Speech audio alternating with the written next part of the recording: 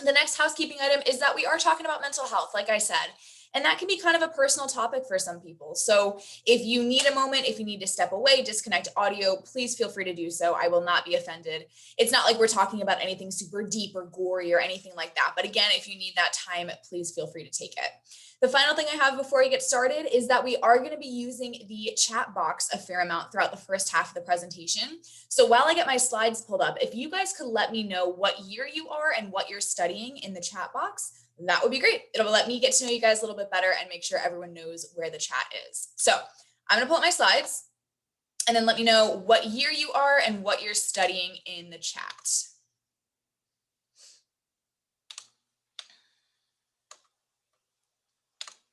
And for you guys that are here live, I am one of those people that will wait you out in the chat. So just let me know in the chat where, what year you are and then what you're studying. And then we'll go ahead and dive in.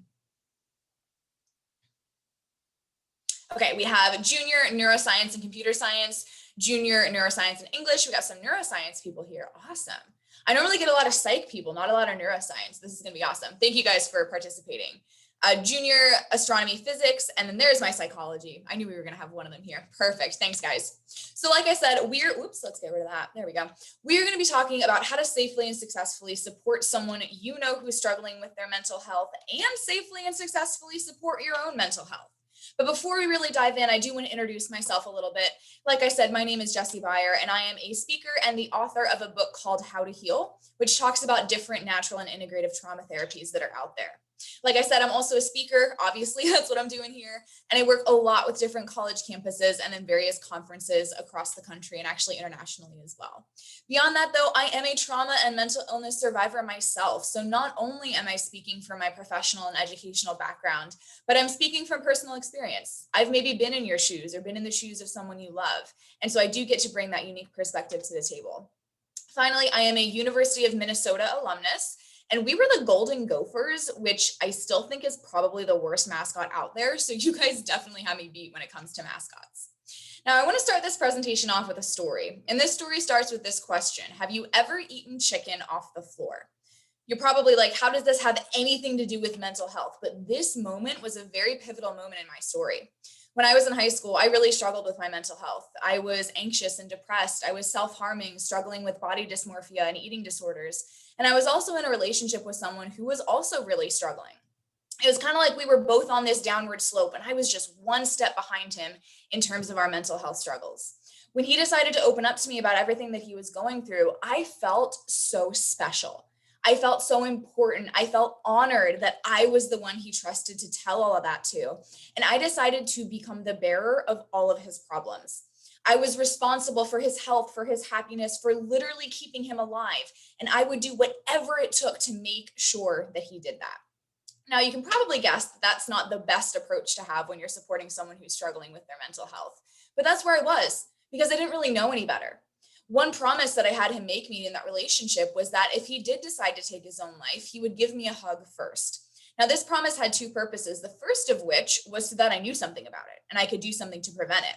And the second was so that if I chose not to prevent it, if I chose to let him have that final decision, that I could be there with him as he made that final decision. You may be wondering why in the world I would even consider not stopping him from doing that after I just gave that whole speech about doing whatever it took to keep him alive. But when you're in that position, especially for me and for this individual, having that allure of control when everything else in your life feels out of control is incredibly powerful. And I knew how angry and hurt and betrayed I would feel if he took that control away from me. Now, it was the spring of my junior year of high school. I had just gotten home from track practice and I was eating some leftover chicken from the fridge. I got a text from him that said, "Can you come over and say goodbye?" Now, that was the one and only time in my life I have ever blacked out. And when I woke up, I was sitting on the floor surrounded by chicken, and I hopped into my car and started driving to his house. Now, on that ride, I had the decision, do I call the police and prevent this from happening, or do I allow him to go through with it? I ended up calling the police, and that night ended about as you'd expect, with him being led out of the house in handcuffs and taken to involuntary psychiatric hold. Now, that night broke me, and I presume that my precarious mental state at the time didn't really help matters. But what I learned is that I made so many mistakes supporting him, so many mistakes. I did almost everything incorrectly. And I personally believe that we both came out of that relationship a lot worse because of it. Today, I want to share with you what I know now, everything that I learned from that relationship, everything that I learned since that relationship, so that you don't have to struggle with that same hurt and pain and confusion that I did. So to give you a little agenda of what we're going to cover today, first, we're going to talk about what not to say to someone who's struggling with their mental health. Because a lot of the things that we think of to say to someone can actually be kind of insensitive and hurtful. So we're going to talk about that. Then we're going to talk about how to support a loved one who's struggling. So what do you do? How do you support them?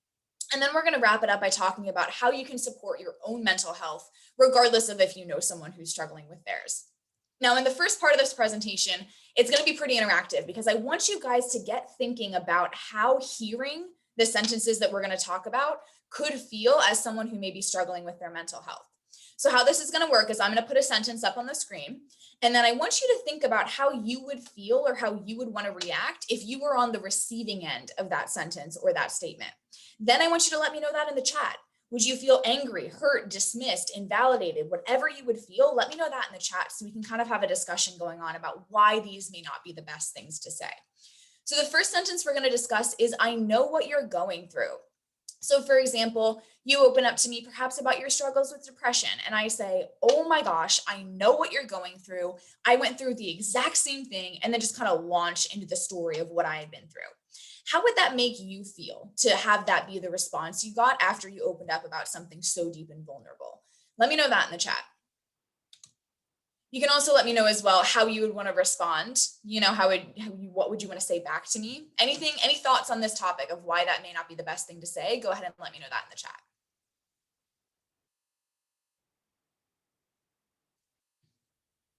Like they weren't really listening. Absolutely. A lot of people say as well, like they kind of just want to make it all about them, right? I open up about something really deep and vulnerable, and now all of a sudden it's about the other person and what they've been through. So you're absolutely right there. Removed from the experience that was supposed to be geared towards helping me. Absolutely. That's really powerful phrasing. Thank you for sharing that. A lot of other people as well, they say, you feel really invalidated. You know, this is so real and so important to you. And then this person is like, oh my gosh, I've been there too. Like we're talking about going to Disneyland or something like that. So you guys are definitely right on. And the gist of why this isn't really the best thing to say to someone is that unless you went through the exact same thing as that person and have the exact same psychological and physiological makeup as this person, you really don't know what they're going through. When you tell someone this, you're kind of minimizing the effects of their struggles and saying like, oh, it's no big deal. I went through the same thing and I came out totally fine on the other side. So it's really not that big of an issue. And that's really not the case, because for your loved one, for your friend or family member who's sharing this with you, it is incredibly real. It's incredibly powerful. It's incredibly hurtful. And even more importantly, it's theirs. It's their experience. It's their emotion. And for you to kind of come in and make it all about you, that can really invalidate who they are and what they've been through and what they're sharing with you. The second one I want to discuss is, I'm so sorry for you. So for example, maybe you open up to me about how your mom or sister was diagnosed with breast cancer. And I say, I am so sorry for you. And maybe throw in a hand on the shoulder for good measure. How would that make you feel? Let me know that in the chat. Some really common responses I get are things like, okay, great. Like they don't really know what else to say. So they just say that they're sorry, but that doesn't really move the conversation forward. And it can often feel like they're trying to shut the conversation down because they don't know what to say. So if you have any thoughts on that, let me know that in the chat. It feels like pity too. Absolutely. And that's what we're going to talk about.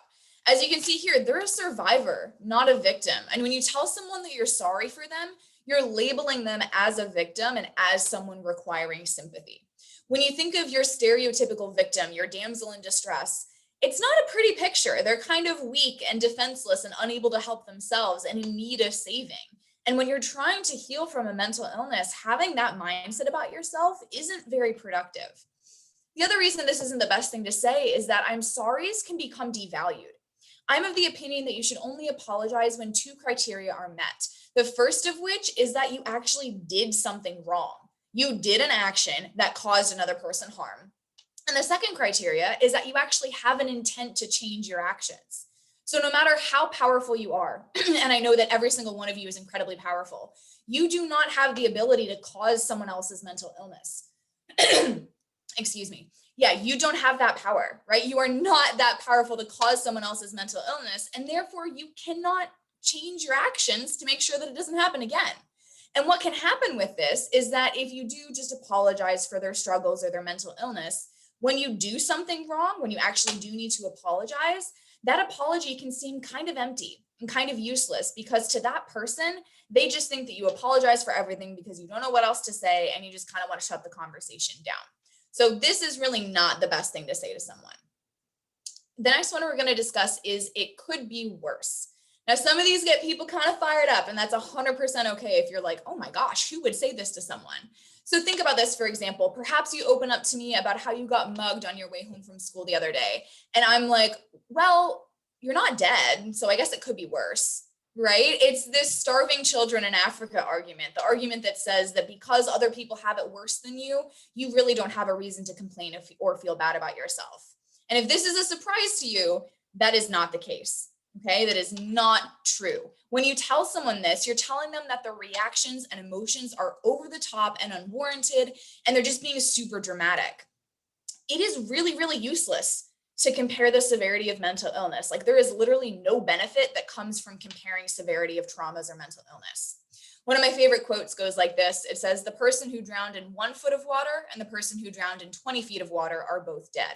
And that is 100% true for mental illness as well. It doesn't matter if your friend is drowning under 1 foot of problems or 20 feet of problems. It matters that they're drowning and they need your support and they came to you for support. Anyone who's struggling with their mental health, they're hurting, okay? They are in pain and they want help. And like I said, they came to you to get that. So it really doesn't matter whose mental health struggles are worse than anyone else's. The next one I'm going to discuss is it'll be okay. All right. And as you guys are thinking about how this may feel, if you heard this from someone you loved, I'm going to tell you a quick story about a friend of mine. Now, she lost her father when she was 7 years old, and she remembers all these friends and family members coming to the house, some that she knew pretty well and some that she didn't, to obviously offer their condolences. And every single one of them was like, it'll be okay. It's going to be all right. It'll be okay. And she remembers in that moment that all she needed was someone to tell her that it was okay to not be okay. It was okay to be hurt. It was okay to be angry and sad and confused and scared and all of those different feelings. Yeah, maybe it would be okay sometime, but right then it wasn't. And she needed that validation that that was okay. The gist of this as well is that it might not be okay, right? So not only do you have to validate what they're going through in that present moment, but you have to recognize that it might not be okay. And it might not be okay for a very long time. And either of those outcomes are completely okay. When you tell someone this, you kind of place them on this imaginary timeline of healing. Like, okay, we're here right now, and then over here is okay. And once we get here, then we're good. Then we don't have to think about this or talk about this ever again. Healing doesn't really work like that. I wish it did. I wish it was that linear, but it isn't, right? And every individual needs to work through their journey and their healing process at their own rate, whether that takes them a day or a week or a year or 20 years. That's not your decision to make. When you tell someone this, you also kind of imply that everything goes back to normal after they heal. And oftentimes that isn't the case. Going through something so deep and emotional as a trauma or a mental illness can really change someone. And yeah, some of those changes are for the better. For example, when I went through my mental health struggles, I gained a lot of strength and empathy and compassion, but I am certainly not the same person that I was when I went into that period of my life. When you tell someone this, it kind of puts them on this goal of becoming okay again. But the okay that they're trying to become is the okay that they were before all of this happened. So they're going to be working and they're going to be trying and they're going to be moving along what they think is their healing journey, but they're not going to reach this goal that they have set for themselves. That can really cause them to lose hope in their healing journey and just feel like, well, it's useless. I'm never going to get back to the way I was. So why should I even try? Obviously, that's not really the best mindset that you want someone to have when they're trying to heal. And unfortunately, telling someone it'll be okay without supporting that with any other statements like, but it's okay to not be okay right now, you can kind of subconsciously place them on that healing journey back to the okay that they were before, which is not where they want to go. At the end of the day, your job is to allow them to feel their pain and move through their healing journey for as long as they need. It is not your decision how quickly they move. That's not something you can control. It's not something you can predict. Your job is simply to be there with them throughout that process. The next one I want to discuss is they didn't mean to hurt you. And this is specifically in instances where someone is a survivor of some sort of interpersonal assault, like a mugging or a sexual assault or something like that. Maybe you open up to me about how you were sexually assaulted at a party by someone we know. And I'm like, well, he was a good guy. He didn't really mean to hurt you, or he had the best of intentions, or she really didn't mean to cause any harm. That just hits. Even just practice saying that on this presentation, because that is the last thing that matters at this moment. Let me give you a little bit of an analogy. If I wanted to give you 1,000 pounds of gold, I wanted to make you the richest person on your campus, but I accidentally dropped that gold on your head, you would still be hurt. You would still be in need of healing, and I would still be at fault and need to apologize. It doesn't matter whether I had the best of intentions, and generally someone who is a perpetrator of violence doesn't have the best of intentions. And at the end of the day, it doesn't matter. The focus of the healing journey should be on the person who experienced the trauma, not on the person who caused it. And it really doesn't matter whether the person who caused it was a good person or not. It matters that the person you love was hurt and they're struggling and they're in need of healing. It really doesn't matter anything about the other person. As someone who's supporting someone healing from trauma or any sort of mental illness, it is really important that you remember the focus of the journey is on the person who's healing, not on anyone who had a hand in causing that type of pain. The next one I want to discuss is get over it, okay? And simply put, this is just rude and insensitive. Now, I do want to caveat this and say that every sentence that I'm sharing with you today is something that I personally have been told. You may be sitting there thinking, I would never say this to someone I love. And I hope that that's true. But everything that I'm sharing with you is something that someone I love has told me. A family member, a friend, a partner. I have heard every single one of these sentences from someone, and I have not liked hearing any of these sentences. So while I hope you never say this to someone, it is important that we talk about it because of the effects that it can have. To give an example of how this could happen, maybe you open up to me about your struggles with an anxiety disorder, perhaps social anxiety. And I say, well, you're just being around a bunch of people. It doesn't seem like that big of a deal. You should just get over it. Not helpful, right? And not only does this deeply harm that person's healing journey, but it actually puts up this giant brick wall between you and them. And now you are no longer a support system. You cannot be trusted. You cannot be supported and come to with information and things like that. You are now no longer a support system. Because you are at this presentation today or watching the recording of this presentation today, you want to be a good support system. That's why you showed up, to learn how to support someone you love who's struggling with their mental health. So the last thing you want to do is say something that means you can no longer be a support system for someone.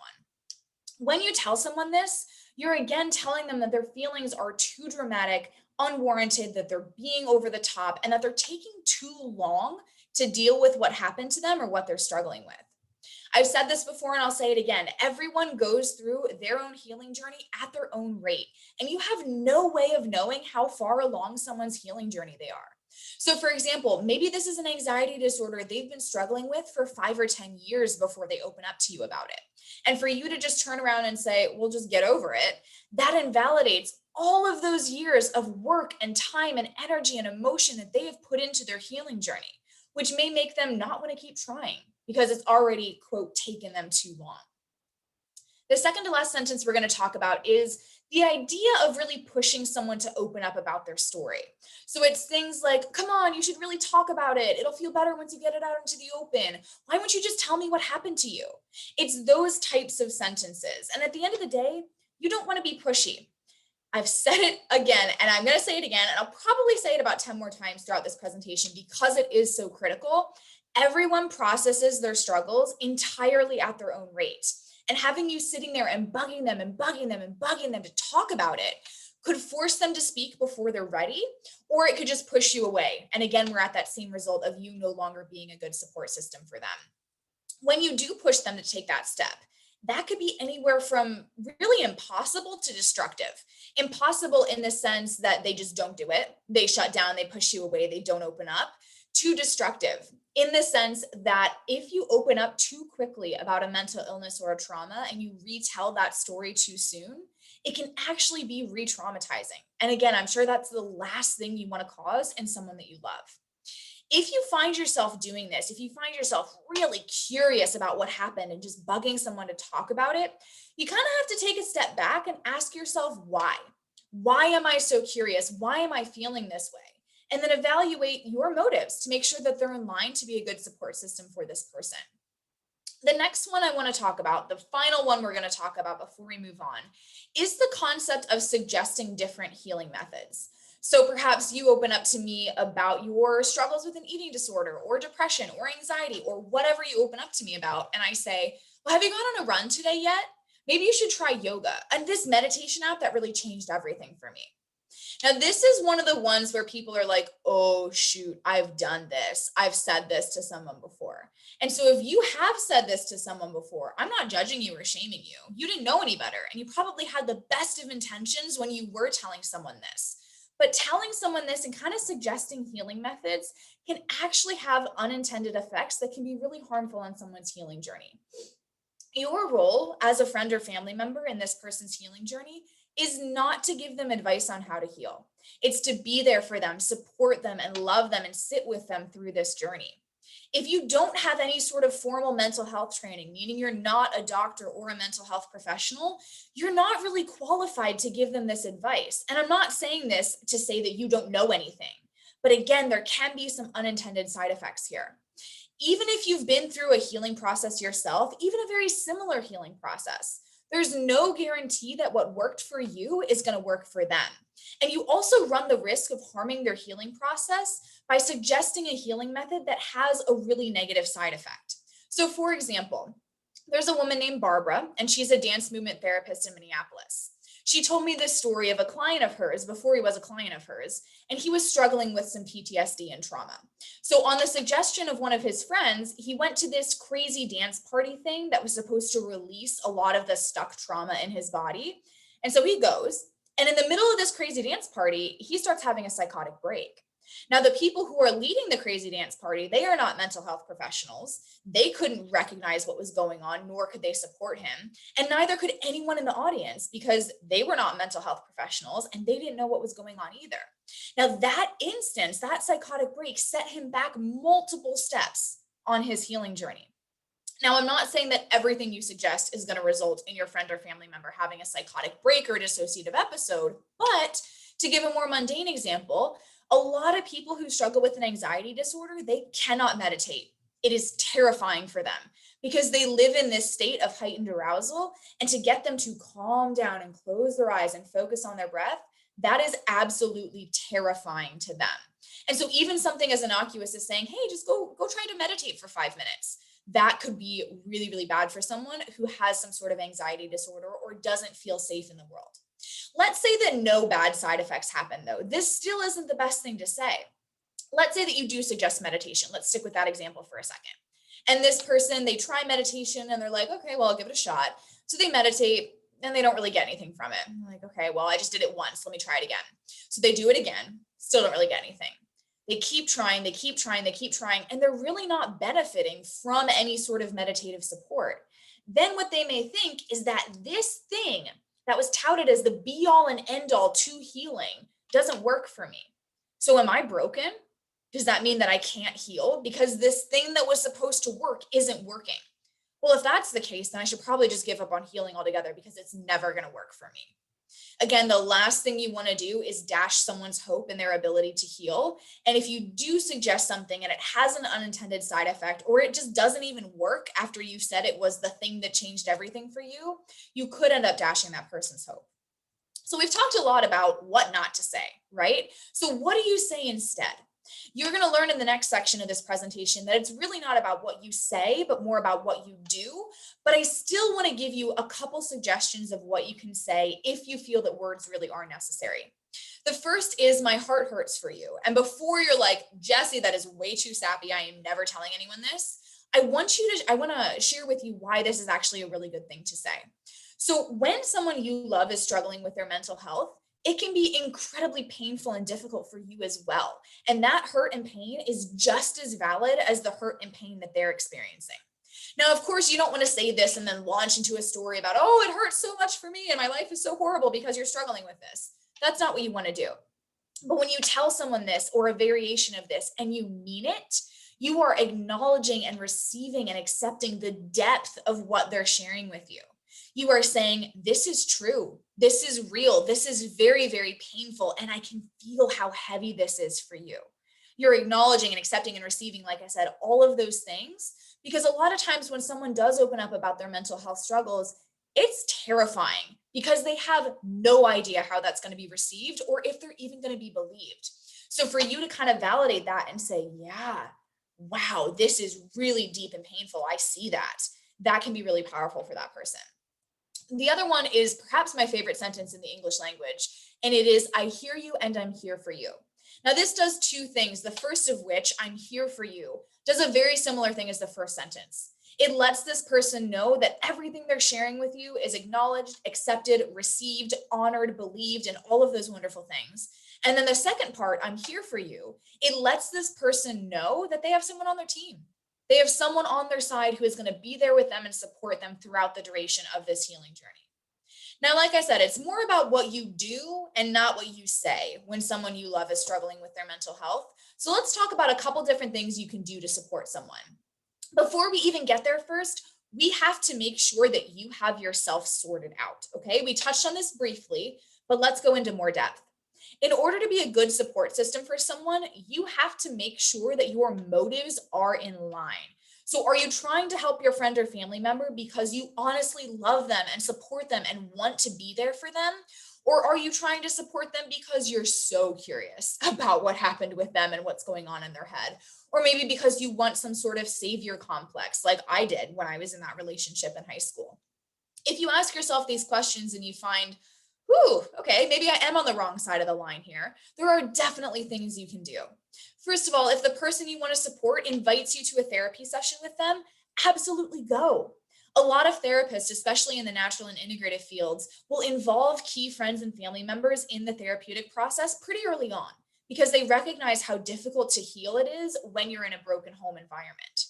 If that doesn't happen, this person may also come to you with some sort of homework, like a letter they want to read to you or some discussion prompts you two can work through. If that happens, absolutely take that seriously because that could be the bridge from where you are as a support system to where you want to be. If neither of those things happen, you can absolutely go get support for yourself. Go find a therapist, go sit down with them and say, hey, I really want to be a support system for this person. I don't feel like I'm in a good position to do it right now because of X, Y, and Z. Can you help me work through this so I can really be there for this person that I love? Not only is this therapist going to be pretty impressed and really willing to help you, but it's also an incredibly humble approach to take when you're approaching the supportive process that's going to make you a better support system for this person in the long run. Now that we've got that sorted out, the first thing you actually want to do when you're supporting them is validate their emotions. I hate using the C word to describe anyone, the C word being crazy, but it's something that I called myself a ton when I was struggling with my mental health. I would berate myself for being crazy and dramatic and stupid and all these other names. And why couldn't I just pull it together? And that's not how your brain needs to be when you're trying to heal.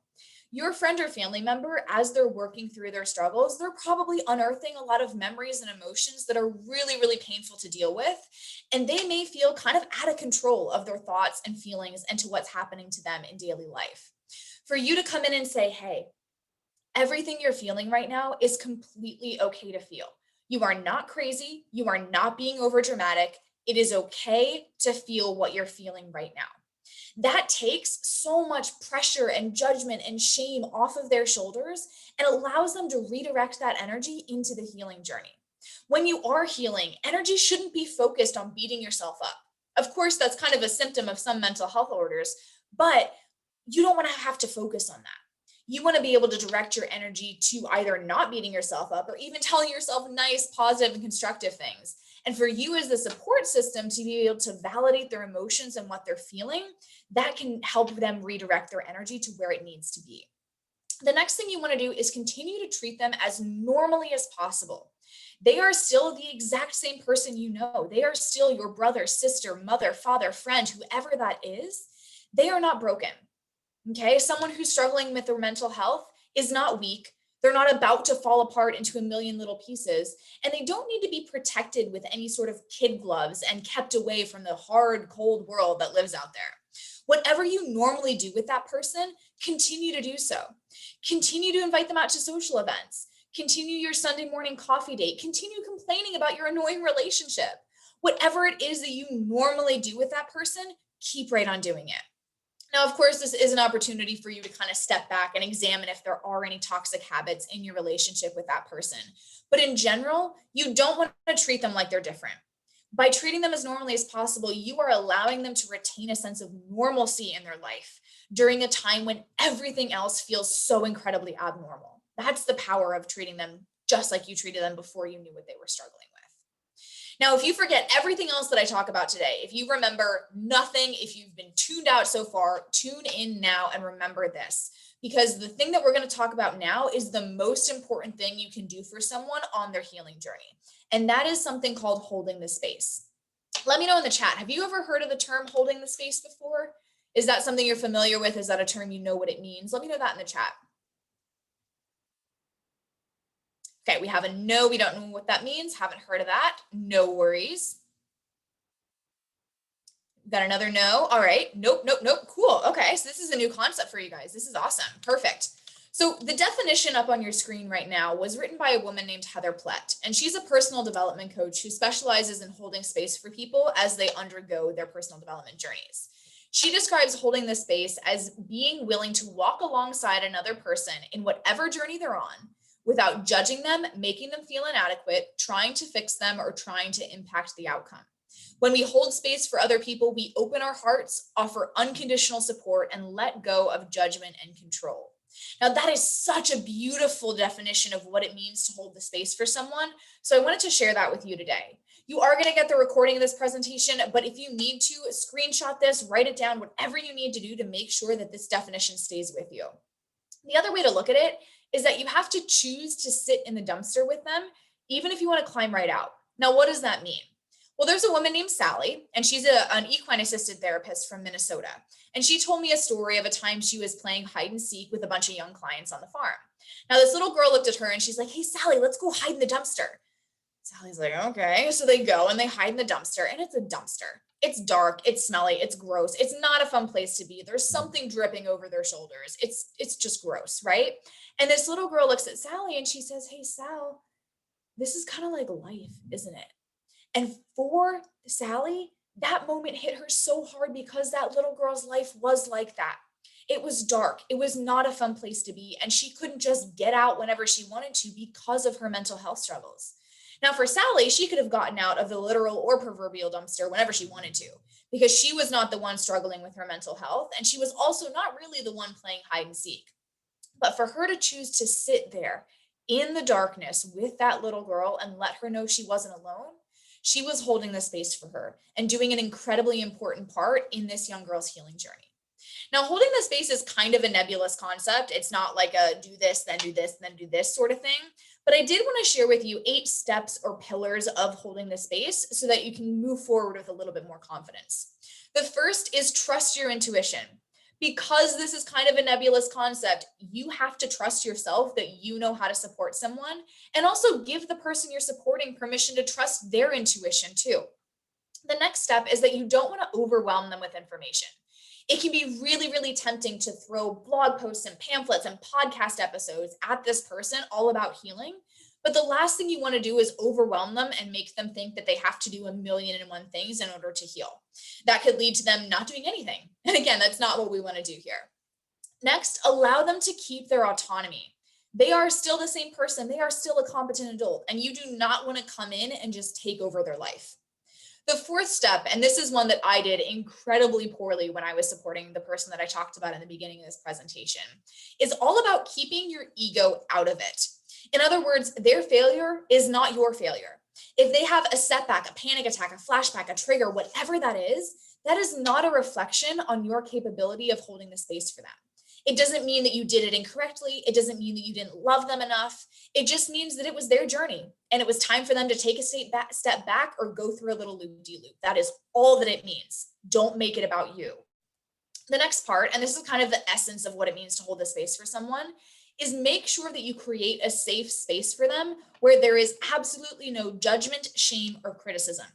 They should be able to come to you in any state with any concern and not have to worry about whether you're going to laugh at them for what they're sharing with you. Next, when you do offer help, make sure you do it in a way that doesn't make them feel incompetent. Remember, you don't want to come in and take over their life. They do not need you to do their dishes and their laundry and make their bed and brush their teeth for them. Like, they can do those things still. So if you do offer help, make sure you're doing it in a way that doesn't make them feel incompetent. Next, make sure as well that they know you are able and willing to catch them if and when they fall apart. This does not mean that you text them every single day and say, hey, I got you, I got you, I got you, because that's just annoying. But if you show up with compassion and strength and empathy, this willingness will come through in your actions.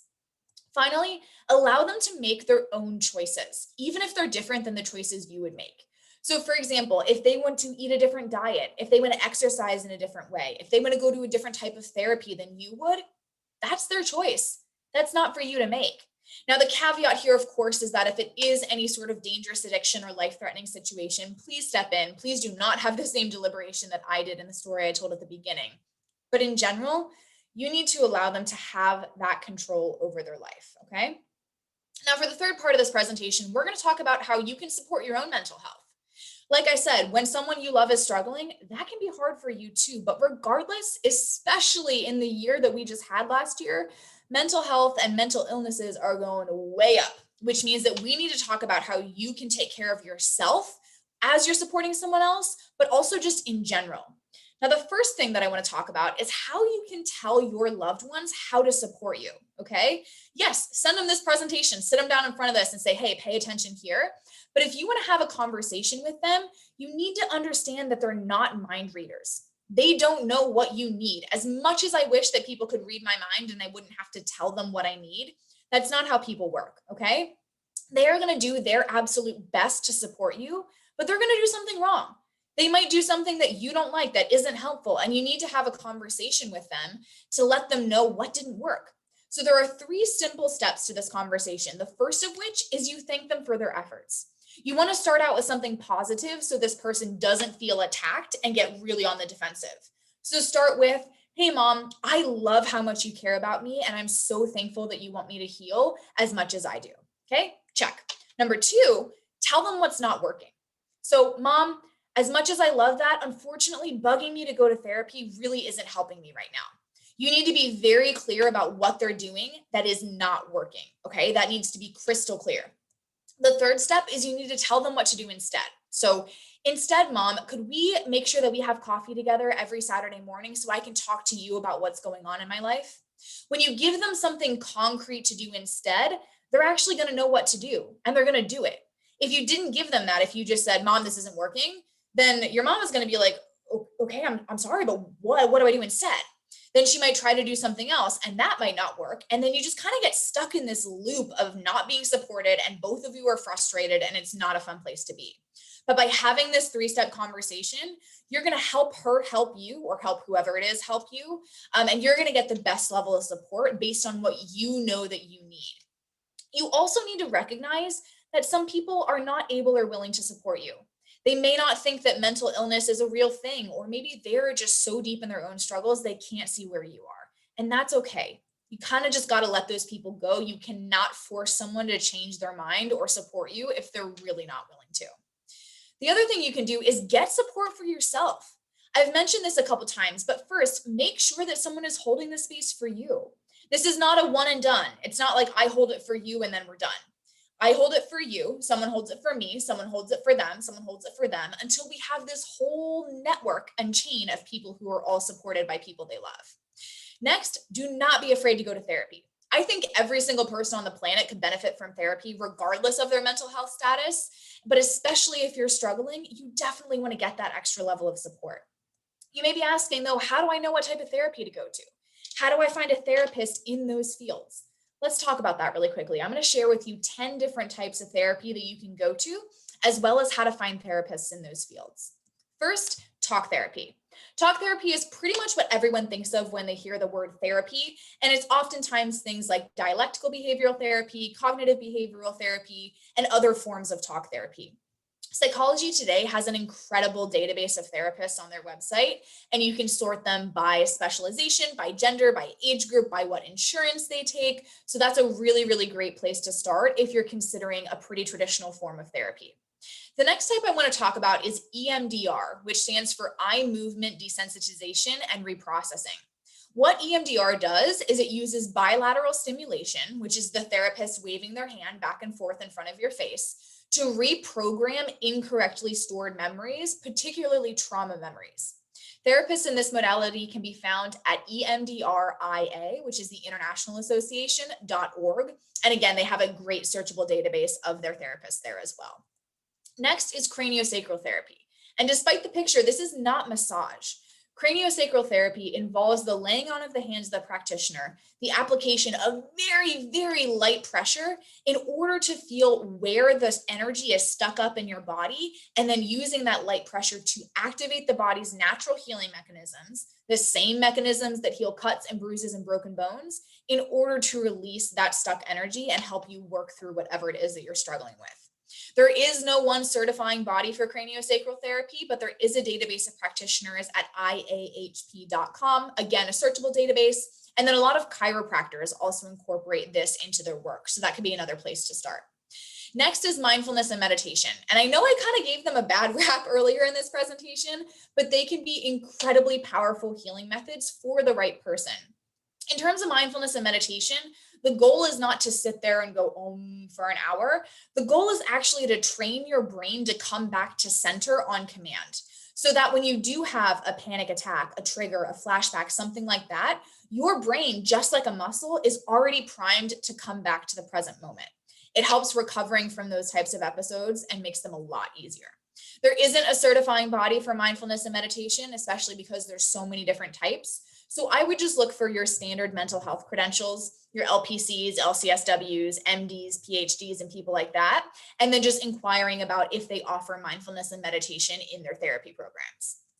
Next up is dance movement therapy. And despite the name, dance movement therapy is not traditional dance. You will not be expected to tango across the room in order to heal from whatever it is that you're struggling with. Instead, it's a creative arts therapy that provides the space for the body to move in the way that it innately knows it needs to work through whatever it is that's held up in the body. Therapists in this modality can be found at adta.org, which is the American Dance Therapy Association. And again, really great searchable database there. Next up is trauma-sensitive yoga, and this is fantastic for anyone who struggles with some sort of disconnect between the body and mind, anything from being a sexual assault survivor to having an eating disorder. The goal of trauma-sensitive yoga is to rebuild that bridge between body and mind and help the body and mind learn to trust each other again. Okay. Now, trauma-sensitive yoga therapists can be found at traumasensitiveyoga.com. And there are therapists all across the country, all across the world. So no matter where you are or where your hometown is, you can absolutely find support from a trauma-sensitive yoga therapist. Next is equine-assisted therapy. And there are two main forms of equine-assisted therapy. The first is the EGALA model, which uses a lot of metaphors and movement of the horses and a scene in front of you in order to work through what you're struggling with. And the EPONA method uses a lot of movement and mindfulness activities with the horses to work through, again, whatever it is that you're struggling with. Therapists in the EPONA model can be found at eponaquest.com, and therapists in the EGALA model can be found at eagala.org. Next is canine-assisted therapy. And canine-assisted therapy is probably the second most common therapy on this list. It's simply the incorporation of dogs into the therapeutic journey, and dogs are fantastic. I personally am a huge dog fan, but from a clinical perspective, they are great for mindfulness activities. They're great at regulating the pace at which your story comes out. They're also great at just breaking the ice and helping you get more comfortable with your therapist. There isn't a certifying body for canine-assisted therapy. So again, check mental health credentials and then ask if they offer canine-assisted therapists, or go visit the American Kennel Club's website at akc.org. They have a list of training organizations on their website, and then those training organizations may be able to connect you with some of their graduates who are actively practicing canine-assisted therapy. The second to last therapy we're going to talk about is ecotherapy. And ecotherapy is, again, the process of incorporating nature into the therapeutic journey. There isn't really a certifying body for this either. And oftentimes ecotherapy is practiced in intensives. So like a weekend intensive, a day-long intensive or something like that. I would just Google ecotherapy near me, see what comes up, and then make sure you check the provider's credentials to ensure that they are actually able to support the mental health part of your healing journey as well. The final therapy I want to discuss is flower essence therapy. And to be completely honest, this is a pretty new therapy in the US. It is very, very common in places like Spain. You can buy flower essences in all of their corner pharmacies. And it's also incorporated into standard healthcare in places like Brazil, Switzerland, and Cuba. What flower essence therapy does is it uses flowers' ability to resonate with the body to activate the same natural healing mechanism as craniosacral therapy and release some of those top level emotions and coping mechanisms so that energy can be directed at healing the root cause that lies underneath. There's also something called rescue remedies, and those are small individual bottles that can be used in acute situations like panic attacks or triggers, and those can be found at directlyfromnature.com.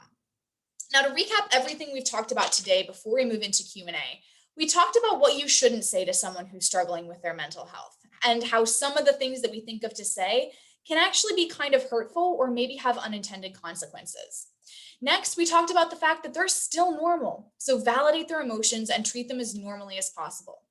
Then we talked about what it means to hold the space and how that is probably the most important thing you can do for someone who's struggling with their mental health.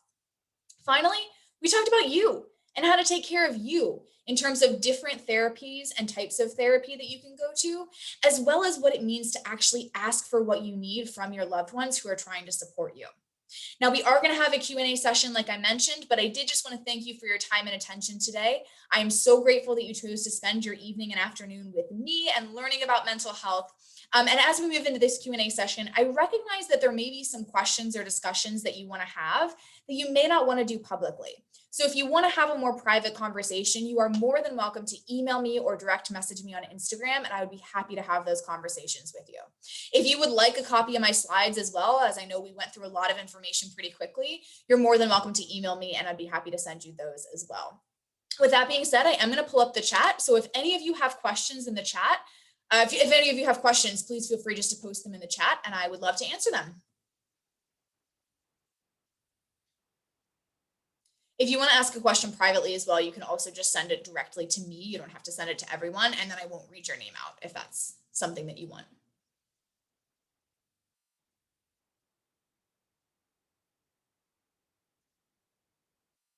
Do we really have no questions? That either means I did a really good job or a really bad job. So if we have no questions, I will sign off and say thank you so much for your time and attention tonight, guys. I will be on Instagram and my email if you have any questions, but other than that, enjoy the rest of your day.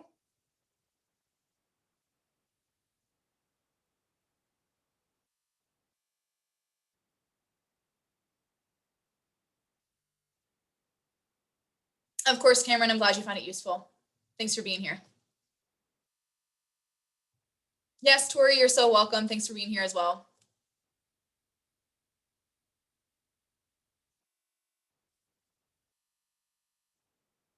Jenna, you as well. You are so welcome. I'm glad you could make it.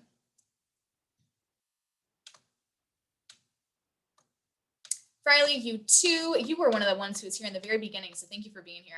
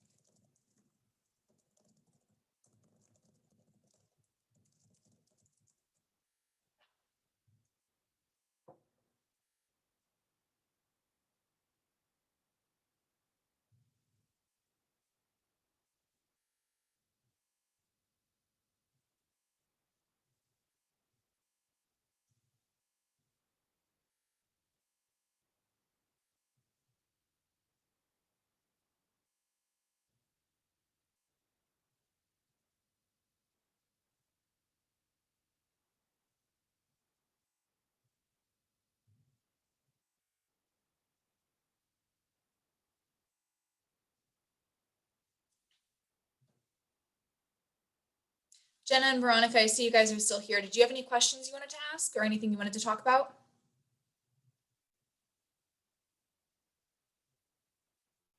Okay, bye, Jenna.